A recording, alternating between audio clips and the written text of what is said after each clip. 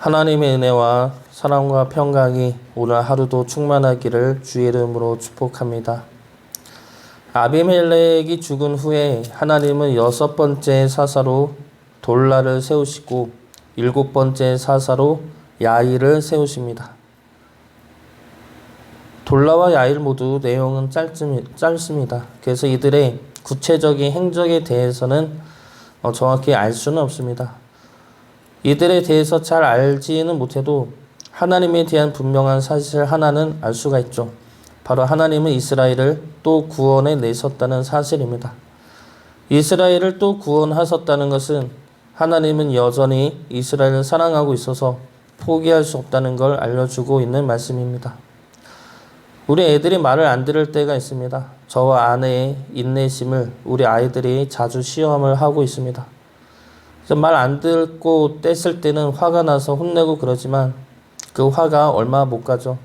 돌아서면 심하게 화냈나 후회되고 또 고나게 자고 있는 걸 보면은 화보다는 사랑하는 마음이 생기기 마련입니다. 어느 부모나 그렇겠죠. 어느 부모가 애들이 말을 안 듣는다고 버릴 수가 있겠습니까? 하나님에게 있어서 우리 역시 사랑스럽지만 지독히도 말 안 듣는 자녀일 때가 있습니다. 이걸 어찌하나 싶은 마음이 들면서도 사랑할 수밖에 없는 자가 우리라는 것이죠. 오늘 말씀 통해 우리를 향한 하나님의 사랑을 살펴보고자 합니다. 우리를 향한 하나님의 사랑을 살펴보고 우리 역시 하나님을 사랑하며 그 사랑으로 우리의 믿음을 지켜낼 수 있기를 주의 이름으로 축복합니다. 먼저 첫 번째로 하나님의 사랑은 하나님의 말씀을 듣지 않는 자들까지도 사랑하시는 사랑입니다. 오늘 말씀을 보면은 하나님이 사사를 세우시는 전형적인 패턴 중에 이스라엘의 부르짖음이 없습니다. 그리고 이스라엘이 누구의 지배를 받는지도 나와 있지 않습니다. 그 가운데서 돌라를 사사로 세우시고 구원해 내시죠. 그러면 누구로부터 구원해 내신 것입니까? 학자들은 돌라가 구원해 낸 것은 이스라엘 스스로의 분열과 죄악으로부터 구원해 낸 것이라 보고 있습니다. 아비멜렉으로 인해 분열되었던 이스라엘과 아비멜렉으로 인해 섬겼던 바알 브릿의 신으로부터 구원해 낸 것이라는 것이죠. 그런데 이것이 진정한 구원입니다. 이스라엘이 다른 나라의 지배를 받는 것은 이스라엘이 하나님을 버리고 죄를 범했기 때문입니다. 그 가운데서 사사를 보내서 구원하신 것이죠. 그런데 이 구원 역시 이스라엘을 지배하고 있는 나라로부터의 구원이 목적은 아닙니다. 그 나라로부터 구원해 내심으로 이스라엘이 빠진 죄로부터 구원해 내는 것이 진정한 목적입니다. 이스라엘이 하나님을 버리고 우상을 섬김으로 자신의 욕심을 채우고 욕망을 따라 사는 모습으로부터의 구원이죠. 그 구원을 위해 하나님은 다른 나라를 이용하시고 사사를 들어 사용하신 것입니다. 이런 의미에서 본다면 돌라의 구원은 이스라엘을 하나님께로 돌이키게 한 구원이 되는 것입니다. 그런데 이 구원이 이스라엘의 부르짖음 없이 이루어졌다는 것이죠. 어쩌면 아비멜렉의 통치 기간 동안 부르짖음이 있었을 수는 있습니다. 그러나 성경은 부르짖음 없이 하나님이 돌라를 일어나게 하여 이스라엘을 구원하였다 말씀하고 있습니다. 이것은 하나님의 먼저 된 용서와 구원을 의미하죠. 그리고 이것은 하나님을 떠난 이스라엘 백성임에도 불구하고 버릴 수 없는 하나님의 사랑을 나타내고 있는 것입니다. 우리 믿음을 보면은 항상 좋을 수는 없습니다. 좋았다가 나빴다가 회개했다가 순종하고의 반복이죠. 저 또한 마찬가지입니다. 원망했다가 회개하고 순종하다가 또다시 시험에 들고 이러한 반복이 계속되고 있습니다. 그런데 그 과정을 돌아보면서 감사한 것은 우리는 늘 흔들렸지만 하나님은 흔들리지 않았다는 것이죠. 우리의 무지함으로 하나님을 원망할 때도 하나님은 우리와 함께 하십니다. 그리고 우리가 하나님께 돌아갔을 때도 하나님은 우리를 기꺼이 품으시고 사랑해 주십니다. 우리가 어떠하든 하나님은 우리를 사랑하셨고 사랑하고 계시다라는 사실이죠. 하나님을 떠난 곳에서 헛된 사랑을 찾지 마시고 하나님 안에서 참된 사랑을 누리며 나누며 살아가시기를 주의 이름으로 축복합니다. 두 번째로 우리를 향한 하나님의 사랑은 약한 자를 사랑하시는 사랑입니다. 돌라의 이름의 뜻은 작은 벌레입니다. 그리고 돌라는 이삭한 사람인데 사는 곳은 에브라임 산지입니다. 이 당시에 기업을 떠나 사는 것은 금지된 법이고 기업을 완전히 빼앗는 것도 해서는 안 되었습니다.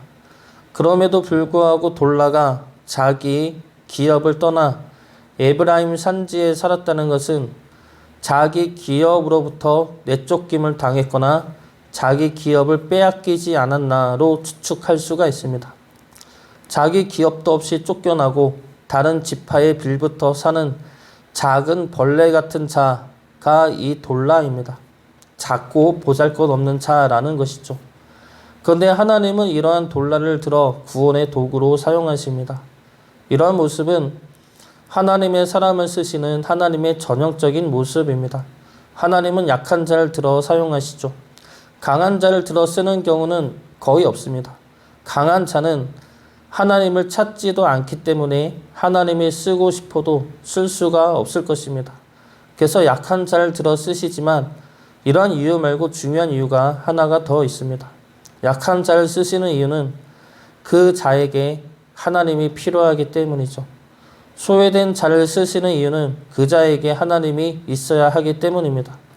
약하고 무지하고 연약한 자를 하나님이 찾아 쓰시는 이유는 그들에게 하나님이 없으면 그들은 살 수 없는 존재들이기 때문입니다. 돌라를 쓰신 이유는 정처 없이 떠도는 돌라에게 하나님이라는 큰 산과 안식처가 필요했기 때문입니다. 그래서 하나님은 돌라와 함께 하시며 돌라를 하나님의 뜻을 이루는 구원의 도구로 쓰임받게 하신 것입니다. 하나님이 우리를 부르시고 우리와 함께 하시는 이유가 무엇입니까? 우리가 하나님에게 도움이 되고 우리가 하나님의 일을 감당할 만하기 때문입니까? 우리가 하나님에게 도움이 되는 것이 아니라 우리에게 하나님이 필요하기 때문에 하나님이 우리를 찾아오신 것입니다. 우리를 사랑하기 위해 그리고 우리를 사랑하기 때문에 우리에게 참된 안식과 평강을 주기 위해 우리를 부르셨다는 것이죠. 우리를 사랑하시기 때문에 우리를 부르신 하나님의 사랑을 깨달아 우리 역시 하나님을 사랑할 수 있기를 원합니다. 하나님을 사랑하심으로 하나님의 크신 일들을 능히 이뤄낼 수 있기를 주의 이름으로 축복합니다. 마지막 세 번째로 하나님의 사랑은 나만을 생각하는 자들을 향한 사랑입니다. 돌라 이후에 일어난 사사는 야일이죠. 이 사사가 구체적으로 무엇을 했는지는 알 수는 없지만 기드온처럼 변질된 사사였음을 알 수가 있습니다. 야일에게는 아들이 30명이 있었습니다. 기드온보다는 많지 않아도 30명이면 이미 평범한 가정은 아니죠. 그런데 어린 낙이 30을 탔다고 합니다. 이 나귀는 지금으로 보면은 자가용으로 볼 수가 있습니다. 야일은 아들 모두에게 승용차 한 대씩을 갖게 해줬다는 것이죠. 거기에 성읍 30을 가졌다고 합니다. 아들 한 명당 성읍 하나씩을 주었다는 것이죠. 이 내용을 이스라엘이 이만큼이나 태평하였음을 보여주는 것이다 라는 학자의 말들이 있지만 그런 것 같지는 않습니다. 태평과 부유가 사사의 아들에게만 허락되었다면 이것은 또 다른 불평등과 불공정의 사회를 드러내고 있는 것이죠. 그러므로 야일의 아들에게 나귀와 성읍이 있었다는 것은 야일 역시 기드온처럼 변질된 신앙으로 부와 권력을 탐냈던 인물임을 드러내고 있는 것입니다. 이러한 모습은 부를 탐내고 자기 아들들만 챙기고 자기의 가족들만 번창하면 된다는 가족 이기주의의 모습입니다. 그러나 이러한 모습이 야일에게만 있는 모습이겠습니까? 우리 모두 어느 정도는 이러한 모습을 갖고 있습니다. 어머니들의 기도 제목을 보면은 모두가 다 자식을 위한 기도가 필수적으로 들어가 있죠. 남편을 위한 기도는 없을 때도 있습니다. 그러나 자녀를 위한 기도는 거의 대부분이 갖고 있습니다. 틀렸다는 것이 아니죠. 저도 자녀를 위한 기도를 빼지 않고 하고 있습니다. 그만큼 소중하고 귀한 것이 우리 자녀들이고 우리 가정이죠. 그러나 문제는 우리 자녀만 잘 되면 된다는 생각입니다. 우리 자녀만 잘 살고 우리 자녀만 잘 되면 남들 자녀나 가정이 어떻게 되든 상관이 없는, 오히려 그들이 안 되길 바라는 마음이 잘못되었다는 겁니다. 우리가 이기적일 때가 많습니다. 자녀의 문제에 있어서도 그렇고 우리 가정의 문제에 있어서도 그렇고 내 자신의 문제에 있어서도 나만 잘 살면 된다는 생각을 가질 때가 있습니다. 그런 생각으로 하나님을 바라볼 때도 있죠. 그래서 우리는 하나님의 뜻과 말씀을 우리가 듣고 순종하기보다는 하나님이 나를 위해서, 내 가정을 위해서, 내 자녀를 위해서 은혜와 축복을 내려주기만을 원하고 간구할 때가 있다는 겁니다. 그러나 하나님은 그런 우리를 사랑하고 계시죠. 우리가 우리만을 생각하면서 하나님의 뜻에 따라 살지도 않는 우리를 하나님은 사랑하고 계시다는 겁니다. 하나님은 야일을 끝까지 붙들어 주셨습니다. 야일이 비록 하나님을 떠나 욕심과 욕망을 탐하며 살았지만 하나님은 야일이 죽을 때까지 돌아오기를 기다리며 붙들어 주셨습니다. 하나님의 사랑은 절대 포기되어지지 않는 사랑이기 때문에 그렇습니다. 예전에 몇 년 전에 눈이 많이 왔을 때 우리 큰딸 예림이가 이런 말을 한 적이 있습니다. 예림이가 아주 어렸을 때죠. 눈이 나무도 덮었네, 산도 덮었네, 이런 말을 엄마에게 하고 있었습니다. 이러면서 하는 말이, 눈이 오면 태양도 덮어? 이런 질문을 했습니다. 이에 예림이 엄마가 눈은 태양을 덮을 수는 없어, 이렇게 대답을 했던 적이 있습니다.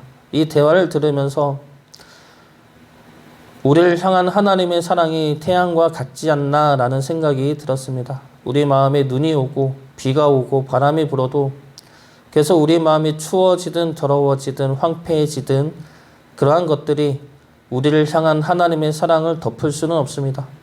하나님의 사랑은 그 모든 것들에 영향을 받지 않으면서도 분명하고 강하게 임하는 사랑이죠.